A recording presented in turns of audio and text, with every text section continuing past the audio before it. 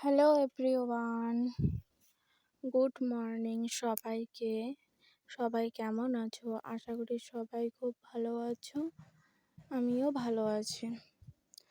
তো কালকে একাদশী গেছে। এটা অনেক মানে কয়েকদিন আগের ভিডিও বন্ধুরা, আমি আজকে পোস্ট করছি। তো একাদশী ছিল, তার জন্য খিচুড়ি রান্না করা হচ্ছে ঠাম্মার জন্য। তো খিচুড়ি রান্না করা শেষ। এখন বাড়িতে খিচুড়িটা সবারই প্রিয় খুব। বাড়িতে খিচুড়ি রান্না হলে একটু বেশি করে করা হয়, সবাই একটু করে টেস্ট করে, যার জন্য।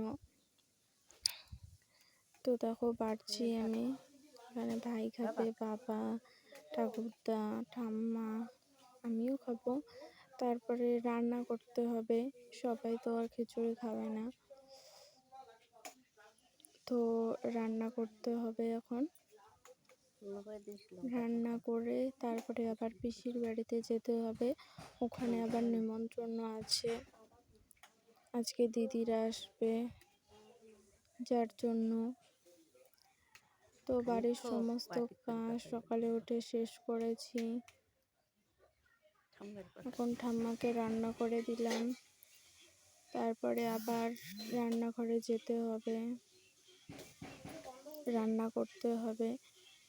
তো চলে আসলাম রান্না করতে। এখানে মাছ ভাজা করছি, এখানে আবার কানশিকার শাক আছে, কলমি শাক আছে, কলমি শাক ভাজা করা হয়েছে, বেগুন আলুর সবজি করা হয়েছে মাছ দিয়ে। তারপরে কানশিকার শাকটা রাখছি, এটা মাছ দিয়ে ভর্তার মতো করা হবে। তো এটাই, এই রেসিপিটা খুব টেস্ট লাগে বন্ধুরা, একবার ট্রাই করবে সবাই।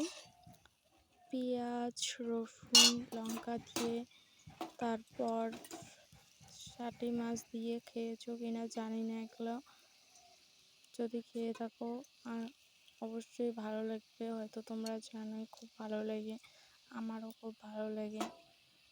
তো এটা দিয়ে এটা একটা ভর্তার মতো করা হবে, শিলনোড়াতে বাটবো না, কড়াই হয়ে যায়, ঢাকনা দিলেই হয়ে যায়।